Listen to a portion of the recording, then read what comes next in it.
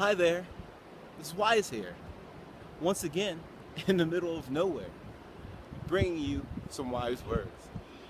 Once again, I want to just thank everyone for coming out, checking out the channel.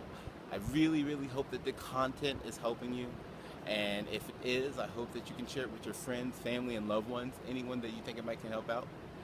And I also want to say to you guys that I absolutely love you. I adore each and every one of you. I mean that, and I hope that you love yourselves. And that's actually kind of what we want to talk about here today. I know I've spoken to you guys before about self-love, but today I want to talk about cultivating a better relationship with oneself. I once read in Psychology 101 a long time ago when I was in high school that the one person that you will talk to more than anyone else in your life is yourself. And I don't know if the writer meant for it to, but at the time it really planted a seed in my psyche that if I'm going to be the person I speak to most of my life, then I need to be a very good conversationalist. But not only that, I want to be my own best friend. I want to speak to myself in a positive manner, always trying to boost myself. But not only that, try to push myself to do different things and better things, and always strive to become a better person and raise other people up to be better people, because you know that a strong person doesn't put other people down, they help uplift them. So why do I think it's important to build a good relationship with yourself, besides the fact that you'll be the one person that you speak to the most in your life? Well, when things get hard or things get difficult, it's how you speak to yourself that will determine the outcome of that situation. And if you don't believe me, you should put that to test. Like I said before, you can research anything that I say on here, and I recommend that you do. I believe that research is a tremendous way to find out tons of information, and that anybody and everybody should have access to the same amount of information. And that you do. You have the internet at your fingertips. So, with that being said, if you learn how to speak to yourself, better ways to develop mental relaxation, so to speak, then beautiful things start to happen. You start to have more productivity in your work life and in your home life. You start to cultivate more levels of self-love, which in turn will help you love others, and not just people, but plants and animals, better. So I just wanted to bring you guys just a couple ways that along my path have helped me discover how to talk to myself better and be my own best friend and just cultivate a better inner relationship with myself. So here's a couple of them. One is always talk to yourself with positive regard. Always. Never count yourself out of any situation, whether it's getting a job or a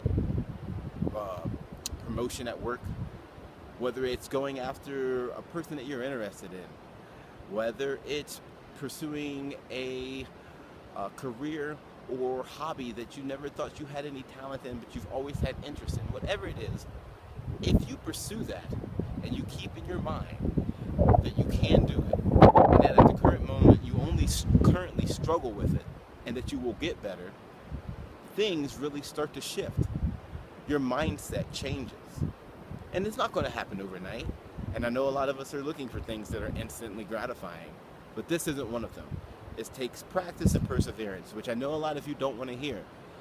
But as novel as it sounds, your parents were telling you the truth, that the more you practice, or the better you practice at something, the better you will hone those skills. So it's the same thing when it comes to cultivating a good relationship with yourself. That's one. Here's another. Number two. Surround yourself with people who only have your best interests in mind. Now, I know I've told you guys before, a lot of us don't get to pick the people that we work with, but we do get to pick the people that we associate ourselves with outside of work. Friends, family members, and loved ones. What I strive to do is surround myself with motivated people all the time. Positive people all the time. Now at work, like I said, I work in sales. It is very difficult to choose the mentality of the person coming in and out of your doors. But once I leave that place, I take solace in the fact that I know I can leave work behind me and then pursue whatever it is that makes me happy outside of work. I love doing yoga, so I find people that love to do yoga. I'm interested in meditation and psychology and sociology and philosophy and physics. So I talk to people that are in those fields. I try to associate myself as much as I can with college professors or just learned people as much as I can. And by doing so, I always stay in a good mood and learning new information, which for me, maybe not for you guys, is another way to get myself into a good mood. But by doing that, surrounding myself with positive, motivated people, it teaches me to always be positive and motivated. One thing I know is that whenever you're lazy, it is completely disrespectful to those who believe in you. And if we're going to be our own best friend, you should believe in yourself more than anyone. And in turn, whenever you're lazy, you're disrespecting yourself.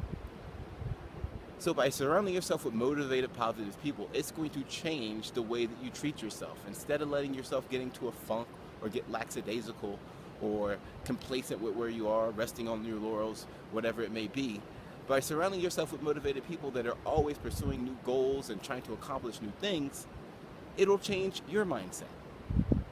Try it out. And 3, probably one of my favorite things to cultivate a better relationship with oneself is think back to when you were young, when you were, 3, 4, 5, 6 years old, the things that you were doing then that interested you, the things that when you weren't getting paid for, there were no compensation involved to do it, what you were doing, and then do that.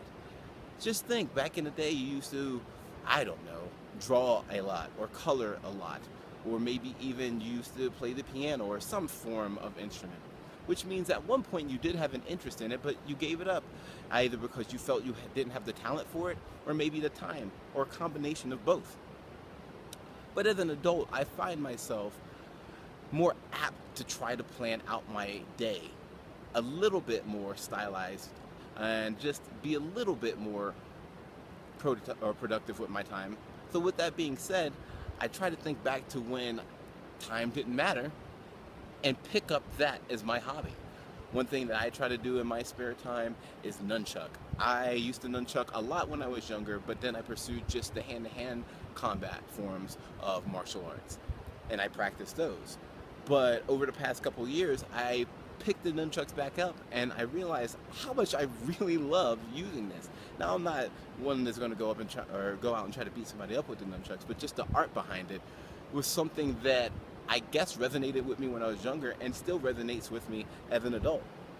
Fly's trying to get me. So just think back to when you were younger, to something or a situation, whatever it was, when you were younger that you just found yourself completely happy in. And then go try and do that as an adult and to see how that makes you feel about getting back in touch with and what psychologists call your inner child. So guys, I'm just glad I can share this information with you guys while I'm out here taking a hike in the middle of nowhere, which I also recommend to you guys to do just to get out there and fill your lungs with some beautiful, clean nature. Just research, see if there's any good hiking places within a couple miles of where you live, and just go out there and breathe some good, beautiful air. It's very, very relaxing and good for you in many ways than one. You can research that too. So, as always, guys, I thank you for coming by. In infinite love, peace, and wisdom.